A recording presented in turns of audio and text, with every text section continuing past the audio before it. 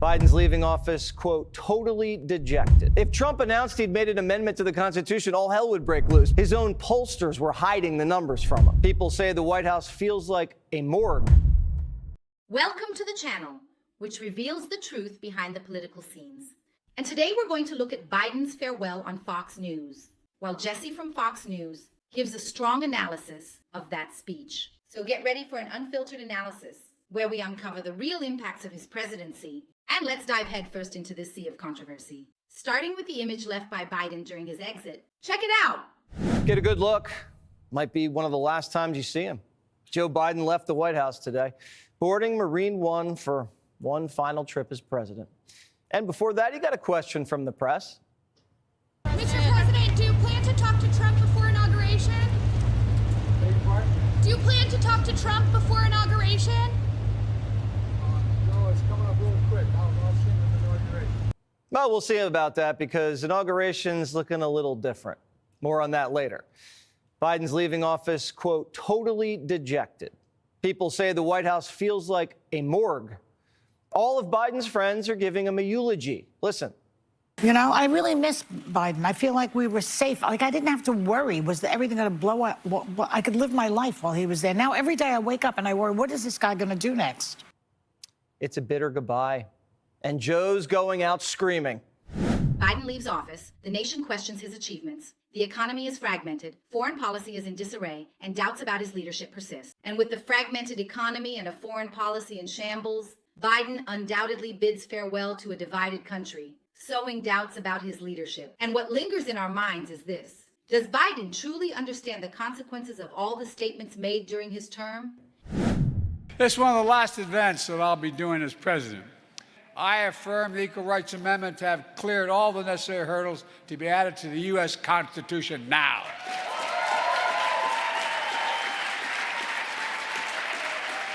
The Equal Rights Amendment is the law of the land now. It's the 28th Amendment to the Constitution now. Every lawyer in D.C. is trying to figure out what he just said. Brett Baer's bow ties in a tangled mess. Did the president just announce he added things to the Constitution? How? It sounds like Biden thinks he just added an amendment. Here's the thing. There is no 28th Amendment. If Trump announced he'd made an amendment to the Constitution, all hell would break loose. But the media is not even taking Joe seriously. They're like, he says things. Two people close to Biden tell NBC that, quote, privately, Biden has vacillated from feeling melancholy to resigned to angry to wistful as he reflects on his legacy. Have you ever seen a man go through so many mood swings? Is he having menopause? And he's also full of regret. And Biden, in a moment of apparent delirium, declares the approval of a non-existent amendment. And this only highlights a recent concern about his mental capacity. Imagine if Trump made such a statement. The media would be all over it, attacking our beloved President Donald Trump. However, Biden is treated with condescension, as if his words carry no weight at all. This has only resulted in the melting away of Biden's legacy among his own allies. However, Biden is treated with condescension, as if his words carry no weight at all. This has only resulted in the melting away of Biden's legacy among his own allies. And you absolutely, definitely won't believe what comes next. The mistake we made was, I think I made, was not getting our allies to acknowledge that the Democrats did this. So, for example, build a new billion-dollar bridge over a river.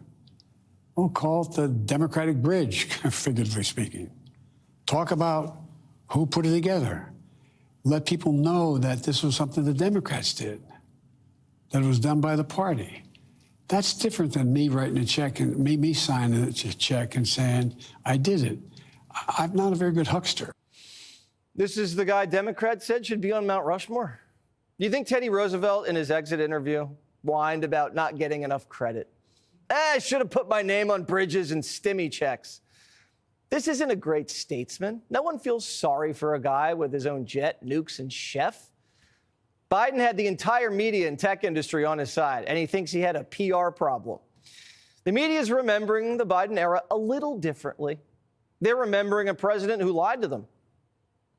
Democrats, including you, were relentlessly harsh against special counsel Robert Hur for making an observation that proved pretty accurate about how Joe Biden might appear to a jury as a well-meaning elderly man with a poor memory.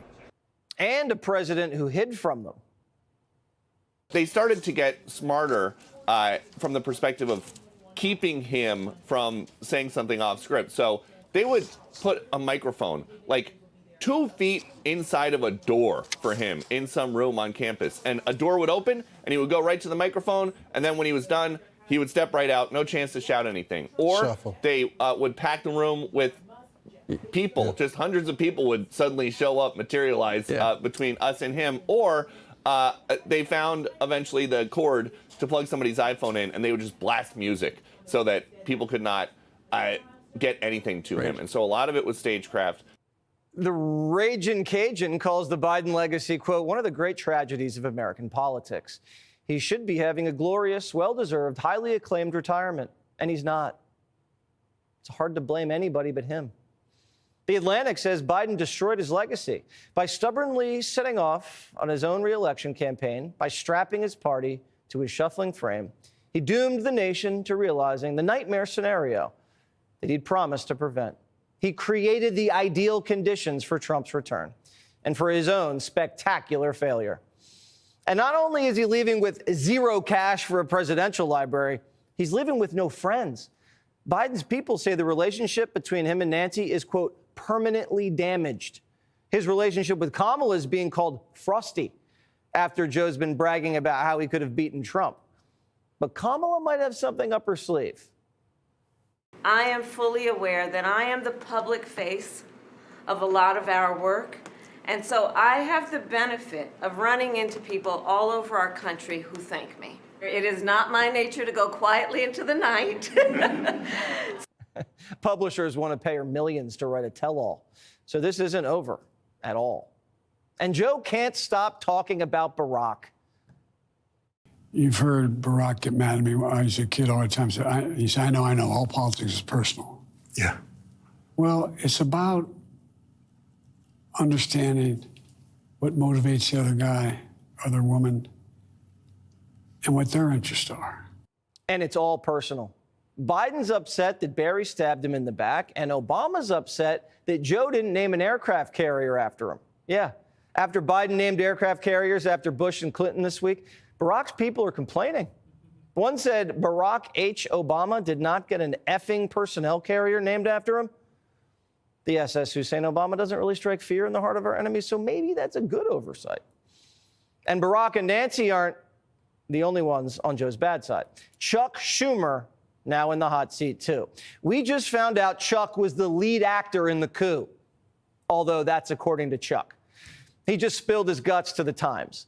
According to the story, after the debate, Schumer's flip phone wouldn't stop ringing. Biden wasn't leaving. Instead, he released a letter telling Democrats to fall in line. On Capitol Hill, Democrats didn't even think Joe wrote it. They thought it was written by Hunter. One senator said they wouldn't support Biden unless he could produce 2 neurologists to issue a public report saying he was fit to serve, and then hold a news conference where anyone could ask questions. Obviously, that never happened. And inside of private meetings, they were all fighting with each other. John Fetterman was pleading with Schumer, saying, we've got to be for Joe Biden, and accusing Democrats of having no spine. Schumer scolded Fetterman, saying, you can always express what you think in our caucus, but don't ever tell our members they have no spine. It's not effective for you and not fair to them. Remember, Schumer leaked this to the Times, so it's just his side of the story. Barack was getting worried that Democrats were doing nothing, but he wasn't going to be the one to break the news to Joe. Barry said his relationship with Joe was fragile, and he told Chuck, you may be the better one. He was like, trust me, you don't want me to do this. And the tension between Biden and his closest allies, like Kamala and Nancy, such as, demonstrates a party in disarray with unstable leadership and internal divisions. And Biden's legacy seems, in fact, more like a tragedy than an achievement. And the statistics don't lie. Biden's downfall is visible, marking the end of an era of failures. Check out the last moves from the haters. Do this. And when Chuck showed up in Rehoboth Beach, he heard Biden shouting on a Zoom call with other Democrats, I'm not leaving. And he knew things were about to get awkward. So Chuck had to tell him how bad his poll numbers were. And he showed him a sheet where Biden had just a 5% chance of beating Trump. And Biden looked at it like he'd never seen numbers like this before. His own pollsters were hiding the numbers from him. He sat down near a screened-in porch overlooking a pond in Delaware and said, if you run and you lose to Trump and we lose the Senate and we don't get back the House, that 50 years of amazing, beautiful work goes out the window. But worse, you can go down in American history as one of the darkest figures. And left with one last warning, quote, if I were you, I wouldn't run. And I'm urging you not to run. Biden didn't shout, didn't argue. All he did was say, you really think Kamala can win? And then Biden said, I need a week.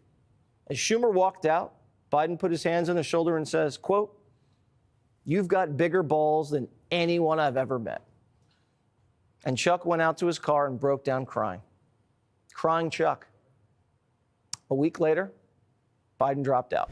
And Biden's statistics, carefully and meticulously hidden by his own trusted advisors, reveal a harsh and undeniable reality. His once soaring popularity is now in a free fall. And so, with a heavy heart, ends another chapter in U.S. politics. Biden, a president whose administration has been marked by ongoing controversy and deep division, leaves a legacy that will be debated for generations. If you want to keep following in-depth and uncensored analyses, I invite you to subscribe to this channel. Leave your like and turn on the notification bell so you don't miss any of our videos. And also share these opinions with your friends. Shall we go together? Let's all come together to uncover the truth. See you next time.